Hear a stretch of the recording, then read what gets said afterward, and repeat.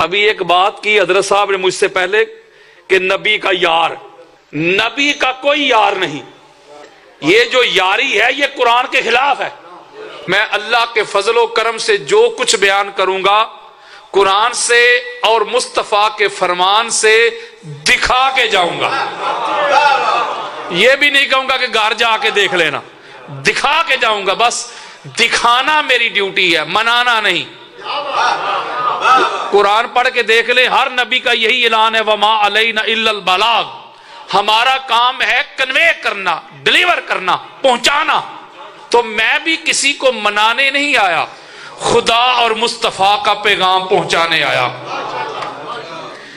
آپ نے کبھی غور نہیں کیا ہوگا، میں کسی مسلک کی تبلیغ کرنے نہیں آیا، لیکن جو حقائق ہے وہ آپ کے سامنے رکھنا چاہتا ہوں. ہر بندہ چوک میں کھڑا ہو کے یہ بات کرتا ہے کہ بھئی شیعہ ٹھیکیدار ہیں اہل بیت کے، ہم بھی مانتے ہیں اہل بیت کو. وہ لوگ بھی اہل بیت کو ماننے کا دعویٰ اور کلیم کرتے ہیں جن کو چھٹے امام کا نام بھی نہیں آتا. وہ بھی لوگ کہتے ہیں ہم اہل بیت کو مانتے ہیں جو مجھ سے پوچھتے ہیں کہ قادری صاحب 18 جیٹھ کو کیا ہوا تھا، مجھے بتائیں. کل کا دن ہو، آج کا دن ہو، مجھے لے چلیں، دکھائیں کتنے اہل بیت کو ماننے والوں کے جو دعوے دار ہیں ان کے مساجد میں حضور علیہ السلام کے شہزادے کے مناقب بیان ہوئے. بولے یار، یہ 3، 4، 5 شبان کے دن آنے والے ہیں. چیک کر لیجئے گا جا کے، 4 شبان کو دیکھ لیجئے گا کتنے امام حسین علیہ السلام کے فضائل بیان کیے جاتے ہیں، کتنے گھروں میں چراغاں ہو رہے ہیں، کتنی مساجد میں کمکمے لگے ہیں. 12 ربیع اول کو جلوس نکالنے والوں، کمکمے لگانے والوں، لنگر تقسیم کرنے والوں، تمہیں کسی نے بتایا ہی نہیں کہ 4 شبان کا دن کسی بھی طرح سے 12 ربیع اول سے کم نہیں ہے. حضرت جی 12 ربیع اول کو دین لانے والا آیا تھا، 4 شبان کو دین بچانے والا آیا تھا.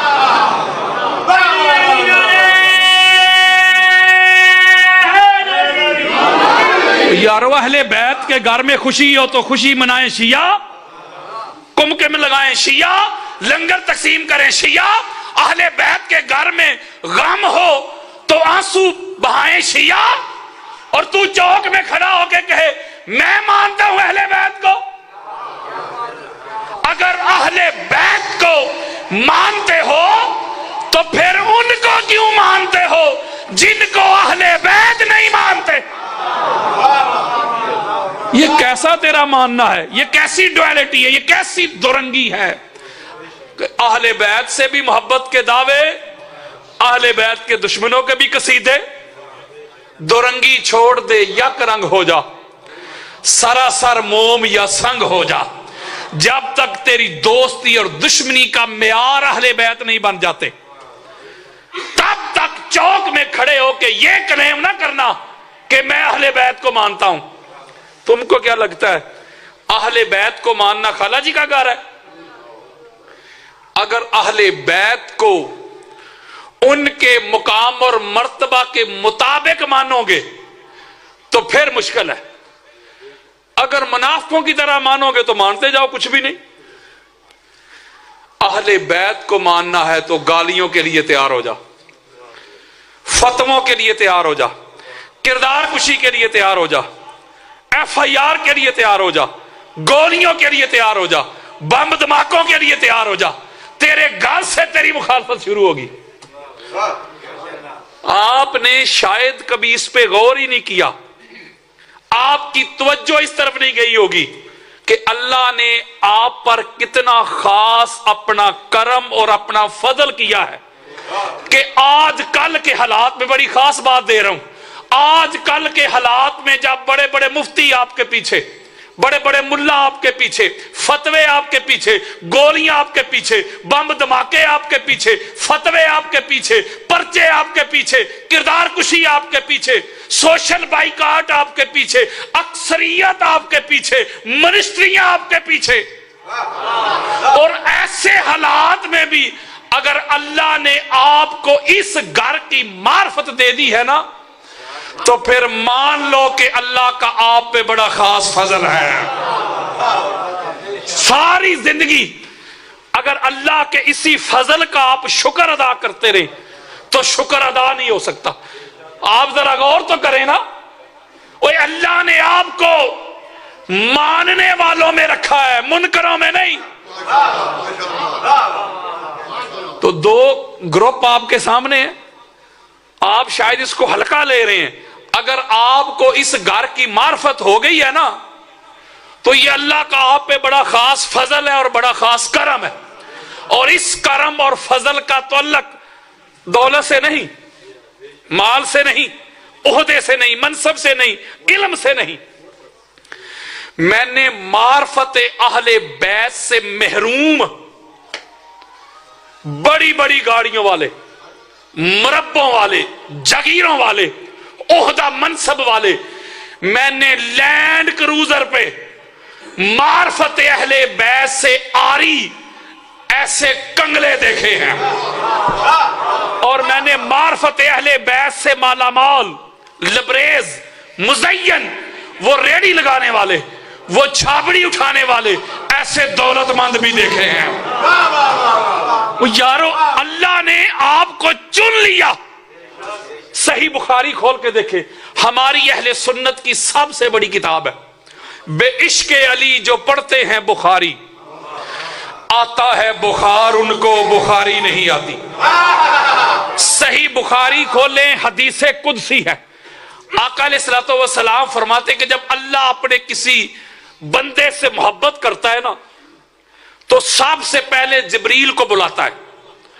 نادا جبریل انی احب فلان, اے جبریل مجھے فلاں سے محبت ہو گئی, مجھے محمد بن عبداللہ سے محبت ہو گئی ہے, مجھے علی ابن ابی طالب سے محبت ہو گئی ہے, مجھے حسین ابن علی سے محبت ہو گئی ہے, اے جبریل تو بھی ان سے محبت کر.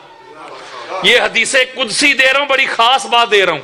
اب جبریل امین بھی اللہ کے پیاروں سے محبت کرتے ہیں. پھر جبریل امین آسمان پہ ایک ندا دیتے, ایک صدا دیتے, ایک آواز دیتے ہیں کہ آسمان والو اللہ کو فلاں فلاں سے محبت ہو گئی, اللہ نے مجھے کہا کہ میں بھی ان سے محبت کروں, اگر تم بھی اللہ کی رضا چاہتے ہو تو تم بھی اللہ کے پیاروں سے محبت کرو. اور آقا علیہ السلام فرماتے ہیں میرے اور آپ کے پیارے آقا, پھر اس کے بعد اللہ اپنے پیاروں کی محبت دنیا میں اتارتا ہے. اور جب دنیا میں اتارتا ہے تو ہر نتھو خیرے کے دل میں نہیں, ہر لنڈی بچی کے دل میں نہیں, ہر زید بکر کے دل میں نہیں. اللہ جسے پسند کرتا ہے, جسے چن لیتا ہے, اس کے دل میں پھر 14 کی محبت کو ڈال دیتا ہے. ہوئے ہوئے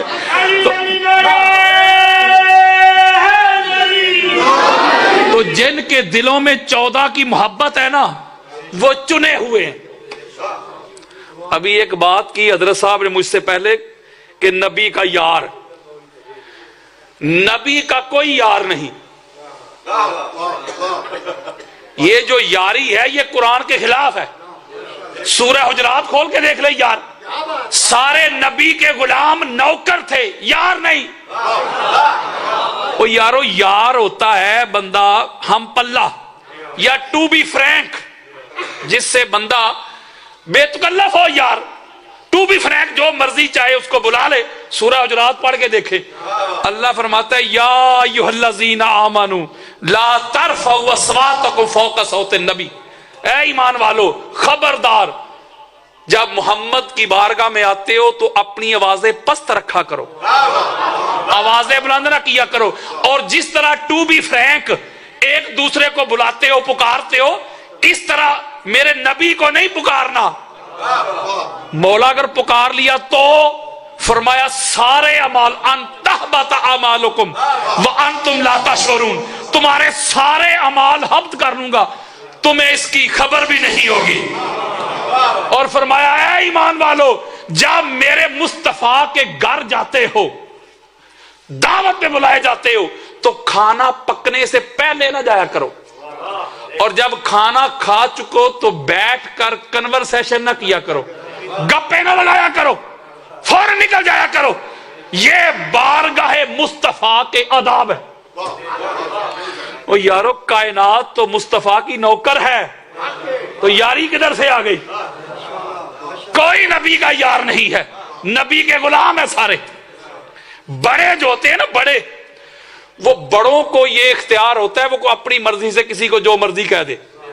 نہیں سمجھ رہے یارو؟ بڑا کہہ سکتا ہے میں تو یار غلام ہوں اور میں تو یار نوکر ہوں، لیکن چھوٹوں کو یہ حق اصل نہیں کہ وہ بڑوں کے بارے میں اس طرح کا عقیدہ رکھے۔ تو اس لیے نبی کا یار کوئی نہیں، نبی کے غلام ہیں صلی اللہ علیہ وآلہ وسلم۔ ایک بڑی خاص بات ہے، اس کی طرف آپ کی توجہ کروانا چاہتا ہوں۔ آپ ایسے ہی شکوے کرتے ہیں، شکایتیں کرتے ہیں، گلے کرتے ہیں، فلاں بندے کو یار دعوت دے کے آئے تھے وہ نہیں آئے، اس کو بھی جا کے ہم نے بلایا تھا، دعوت نامہ دیا تھا، ٹیلی فون کیا تھا، آیا نہیں، آج وہ نہیں آئے گا۔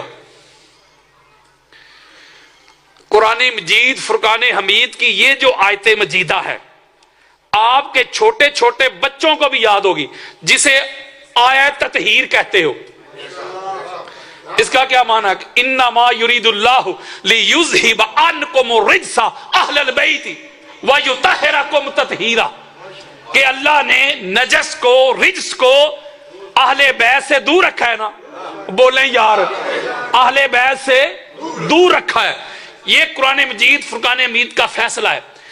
جن ہستیوں سے اللہ نے نجس کو، رجس کو دور رکھا ہے، آج ظاہری طور پہ، میں بات ظاہری طور کی کر رہا ہوں، آج ظاہری طور پہ وہ ہستیاں ہمارے اندر موجود نہیں۔ میں ظاہری طور کی بات کر رہا ہوں، حقیقت میں تو یہ 14 تب بھی تھے جب نہ تب تھا نہ کب تھا۔ ایک خدا تھا، دوسرے یہ 14 تھے۔ میں بات کر رہا ہوں ظاہر کی، جب ماننے والوں کو بھی نظر آتے تھے اور منکروں کو بھی نظر آتے تھے۔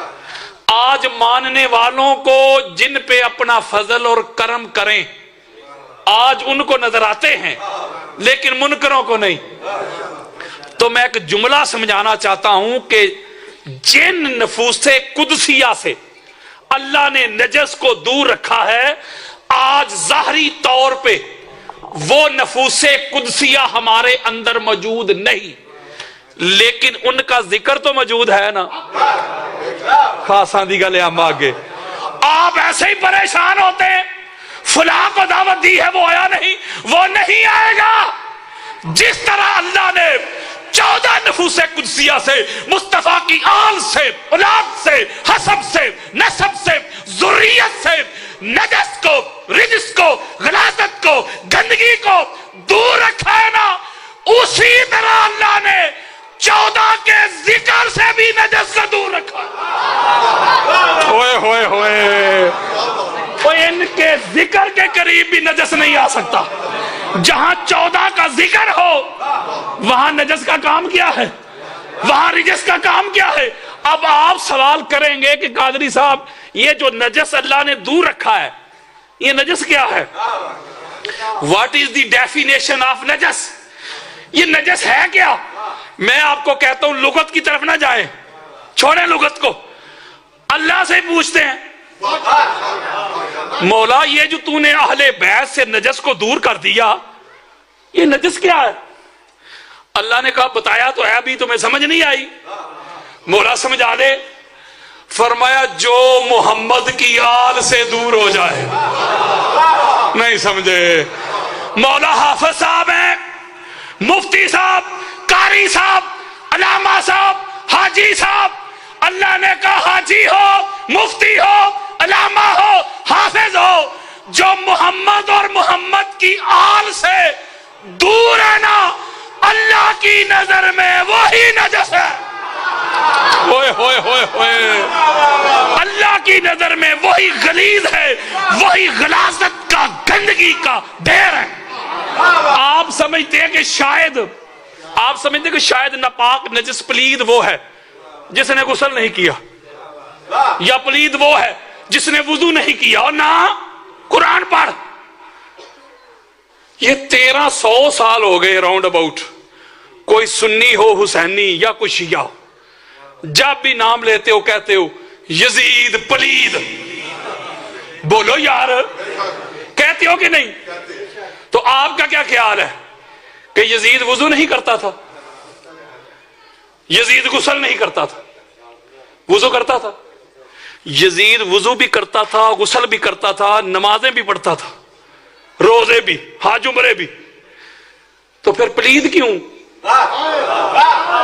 یارو بندہ وضو بھی کر رہا ہے، غسل بھی کر رہا ہے، آپ کہہ رہے ہیں پلید کیوں؟ آپ کہیں گے قادری صاحب اس لیے پلید آل محمد سے جو دور ہوا. لو جی، جو سادات بیٹھے ہوئے ہیں ادھر، ان کے قدم چوم کے جملہ کہنے لگا ہوں. حضرات، پلید وہ نہیں ہے جس نے غسل نہیں کیا، پلید وہ نہیں جس نے وضو نہیں کیا، بلکہ جو بندہ محمد اور آل محمد سے دور ہو جائے، ساری زندگی 5 وقت وضو کرتا رہے، غسل کرتا رہے، مال کے گٹے گوٹے دھوندا رہے، جو محمد کی آل سے دور ہے، کل بھی پلید تھا، آج بھی پلید ہے. اوئے ہوئے ہوئے ہوئے ہوئے ہوئے ہوئے. او یارو، غلاظت کو، گندگی کو، پلیدگی کو اللہ نے تو ان کے ذکر کے قریب بھی نہیں آنے دیا. تو اس کا مطلب ہے کہ جملہ کہنے لگا ہوں، اللہ جن کے دلوں میں 14 کی محبت کو ڈالتا ہے نا، ان کا جسم تو ہو سکتا ہے ناپاک ہو جائے، لیکن دل بڑے پاک ہوتے ہیں. کیوں؟ کیونکہ یہ جو نور ہے، نور، اس کی خوبی یہ ہوتی ہے، یہ گندی جگہ پہ نہیں رہتا. ملک کو بھی اللہ کا نور کہتے ہیں، دودھ کو، حلیب کو اللہ کا نور ہے. آپ گھر جا کے پوچھئے گا، ہماری جو مائیں بہنیں جس برتن میں اللہ کا نور انڈھیلتی ہیں اس کو مانجتی ہیں، صفائی کرتی ہیں. یار آپ ان سے سوال کریں کہ مانجتی کیوں ہو، وہ کہیں گے اس لیے کہ اس برتن میں اللہ کا نور انڈھیلنا ہے. آپ کہیں آپ نہ مانجیں، رہنے دیں، وہ کہیں گے نہیں، نور کی خاصیت یہ ہے، نور کی خوبی یہ ہے، نور گندی جگہ پہ رہتا نہیں. تو جن کے دلوں میں اللہ کے نوروں کی محبت ہے نا، جسم تو ناپاک ہو سکتا ہے، دل بڑے پاک ہیں. وہ تو چنے ہوئے لوگ ہیں یار، چنیدہ لوگ ہیں، جس کے دل میں آج کل کے حالات میں اس گھر کی معرفت ہے نا، اس گھر کی مودت ہے، محبت ہے. میں آپ کو بتانا چاہتا ہوں، وہ اللہ کا چنا ہوا ہے. اسی بات پہ اللہ کا شکر ادا کرتے رہے. لوگ بم دھماکوں سے گلے کاٹ کر اہل بیت کی محبت کو دلوں سے نکالنا چاہتے ہیں. 1300-1400 سال ہو گئے اہل بیت کے دشمن لگے ہوئے. بولیں یار، علی علی کرنے والوں کے گلے کاٹے جا رہے ہیں، ان کے بچوں کو ذبح کیا جا رہا ہے. کیا علی علی کرنا چھوڑ دیا انہوں نے؟ اور بولیں یار، پیچھے جائیں، 1200-1300 سال پیچھے چلے جائیں. اس وقت کے جو بادشاہ تھے انہوں نے بھی اپنے اختیار استعمال کیے، مال کی آفر کی، پیسوں کی آفر کی، عہدہ منصب کی آفر کی. یہ بھی نہ چلے تو ڈرایا گیا، دمکایا گیا. علی علیہ السلام کے فالور کو، مولا علی علیہ السلام کے غلاموں کو دمکایا گیا. لیکن پتہ نہیں وہ کون سا نشہ چکھ لیا تھا میسم تمار نے،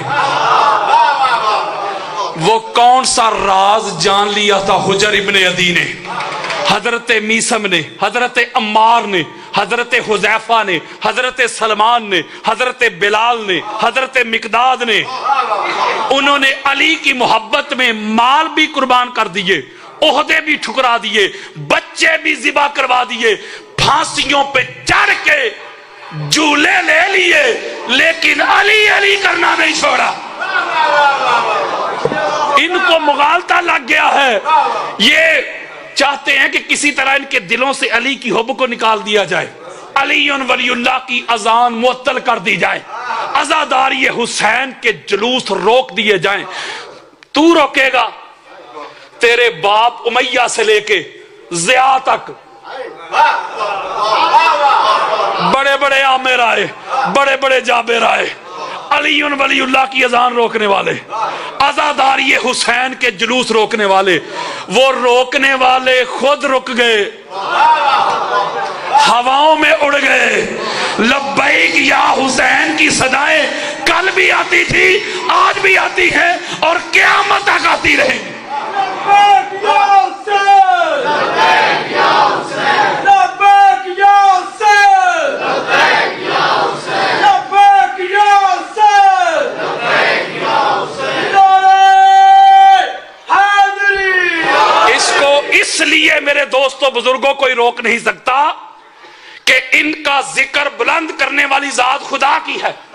یہ اللہ کا وعدہ، اِنَّا آتَيْنَاكَ الْكَوْثَرَ، یہ اللہ کا وعدہ ہے۔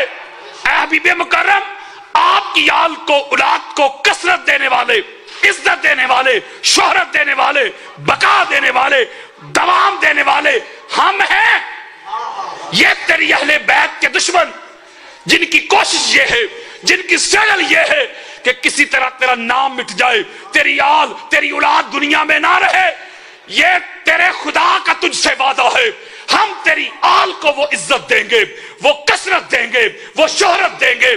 کائنات کا کونا کونا، کائنات کا گوشہ گوشہ، کائنات کا کوئی ملک، کوئی شہر، کوئی بستی، کوئی قریہ، کوئی گاؤں ایسا نہیں ہوگا مصطفیٰ جہاں تیری آل نہ ہو، اولاد نہ ہو، حسب نہ ہو، نسب نہ ہو، ذریت نہ ہو۔ ساری کائنات کو تیری اہل بیت کا محتاج کر دیں گے، ساری کائنات کو تیری اہل بیت کے ساتھ مزین کر دیں گے۔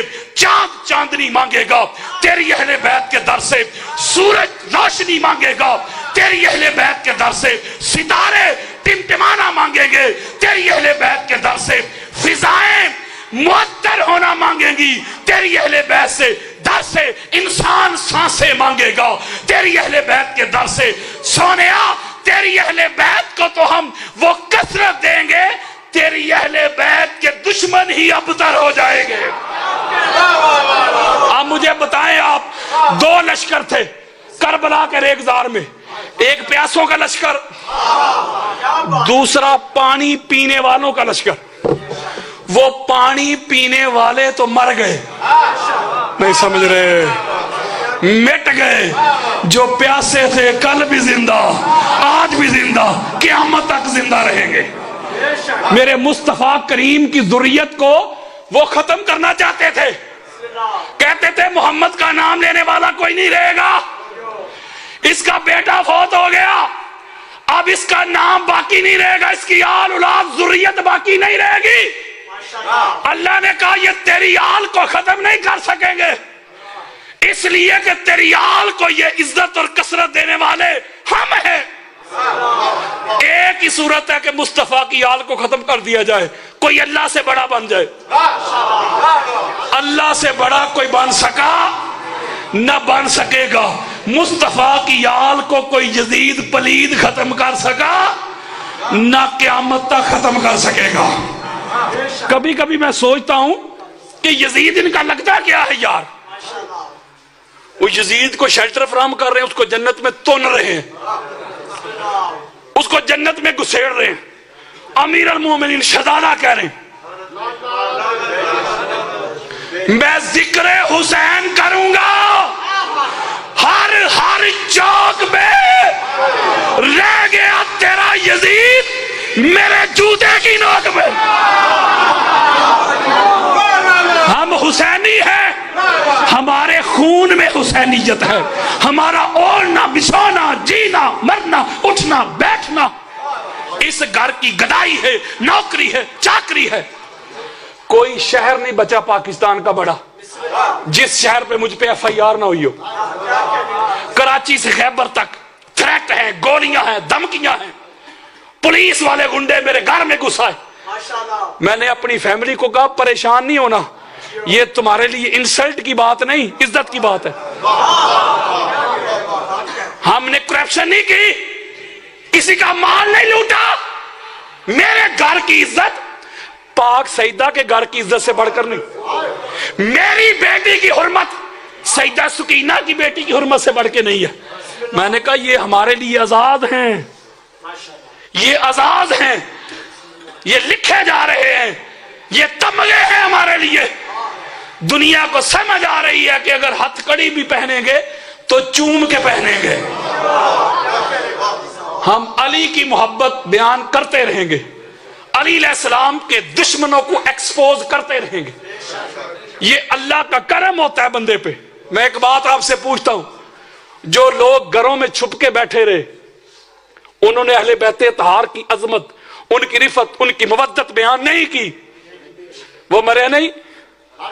وہ بولو یار کی ہو گیا جے, ان کو تو مرنا نہیں چاہیے تھا, وہ جان ہی بچاتے رہے نا, بولے ہیں. لیکن جنہوں نے ان کے نام پہ جان دی ہے نا, وہ مر کے بھی نہیں مرے. تو اس لیے میرے دوستوں, میرے بزرگوں, یہ پیغام دے رہا ہوں, اگر اللہ رب العزت نے آپ کو اس گھر کی معرفت دے دی ہے نا, تو اسی پہ اللہ کا شکر ادا کیا کرو. اہل بیت کو شیعہ سنی میں تقسیم نہ کیا کرو. اوے میرے سنی بھائیوں, اوے رب دا واسطہ جے, اہل بیت کو شیعت کے کھاتے میں ڈال کے اپنے ایمان کا بیڑا غرق نہ کرنا. قبر کی پہلی شام پتہ چل جائے گا اہل بیت کون تھے, پھر سمجھ آئے گی. اگر اہل بیت لے گئے شیعہ تو پیچھے ہمارے پاس بچے گا کیا؟ ٹھینگا. اگر انسان کے عقائد سے, نظریات سے, ویژن سے, تھاٹ سے اہل بیت نکل جائیں, اللہ کی عزت کی قسم نہ نماز بچتی ہے, نہ روزہ بچتا ہے, نہ حج بچتے ہیں, نہ عمرے بچتے ہیں, نہ قیام, نہ رکوع, نہ سجود, نہ ایمان کی رتی بچتی ہے. اگر یہ سانسیں چل رہی ہیں تو ان کو غنیمت جانتے ہوئے اہل بیت کے در کے منگتے بن جاؤ. ان کو شیعہ سنی میں تقسیم نہ کرو. یہ کائنات کے وارث ہیں, یہ مقصود کائنات ہستیاں ہیں, یہ وجہ تخلیق کائنات ہستیاں ہیں. اللہ نے اپنا رب ہونا بھی اگر ظاہر کیا ہے تو ان 14 کی خاطر کیا ہے. تو اس گھر کی جو معرفت ہے, اس گھر کی جو نوکری ہے, جو چاکری ہے, وہ ہر ایرے گہرے کو تو نصیب ہی نہیں ہوتی, وہ تو چنے ہوئے کو ملتی ہے. ذرا ایک بار صلوات پڑھے.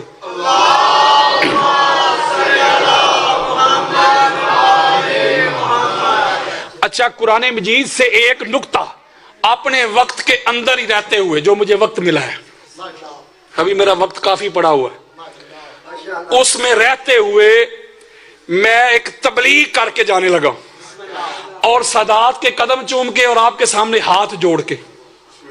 ذرا توجہ کے ساتھ میری گزارشات سنیے گا, سارا سال تڑپیں گے, لیکن شرط ہے کہ توجہ کے ساتھ سنیں گے. قرآن مجید فرقان حمید کی سورہ غاشیہ, یہ 114 سورتیں ہیں قرآن مجید کی, اس میں 88 نمبر یہ سورہ ہے. اس کی ابتدائی آیات میں نے پڑھی. اللہ رب العزت نے فرمایا کہ حل اتاک حدیث الغاشیہ. اے میرے بندو, اب توجہ میری طرف رکھیے گا, کیا تم تک ڈھانپ لینے والی, لپیٹ لینے والی قیامت کی خبر پہنچ گئی؟ یہ اللہ پوچھ رہا ہے. کیا تم تک ڈھانپ لینے والی, غاشیہ غین کے ساتھ, لپیٹ لینے والی قیامت کی خبر پہنچ گئی؟ یہ بات کر کے اللہ اگلی آیت مجیدہ میں کیا کہتا ہے؟ وجوہ یومئذ خاشعہ. فرمایا کیا تم تک ڈھانپ لینے والی, لپیٹ لینے والی قیامت کی خبر پہنچ گئی؟ کون سی قیامت مولا؟ فرمایا وہ قیامت جس دن کچھ چہرے بڑے ذلیل ہوں گے. ذرا میرا ساتھ دیں گے تو پھر تبلیغ ہوگی. اللہ کا قرآن دے رہا ہوں یار میں. پہلی بات اللہ نے یہ کی کہ تم تک غاشیہ کی خبر پہنچ گئی, لپیٹ لینے والی کی خبر پہنچ گئی. جی مولا. فرمایا وہ ایسی گھڑی ہے وہ ایسی قیامت ہے کہ جس دن کچھ چہرے بڑے ذلیل ہوں گے، بڑے رسوا ہوں گے. مولا کیوں ہوں گے؟ اگلی آیت میں جواب دے دیا، عاملۃ ناصبہ. اللہ کہتا ہے وہ جو چہرے ذلیل ہوں گے نا، رسوا ہوں گے، لعنت برسے گی. کیوں برسے گی؟ فرمایا ان کے اعمال میں ناسبیت ہوگی. نہیں جاگ رہے، ذرا ساتھ دو گے تو پھر. عاملۃ ناصبہ، اللہ کہتا ہے وہ نماز چھوڑ کر ذلیل نہیں ہوں گے. نہیں سمجھ رہے، اور میں قرآن دے رہا ہوں یار. روزہ چھوڑ کے نہیں، ہاتھ جمرے چھوڑ کے نہیں، صرف ایک عمل کی وجہ سے ذلیل ہوں گے. مولا کس عمل کی وجہ سے؟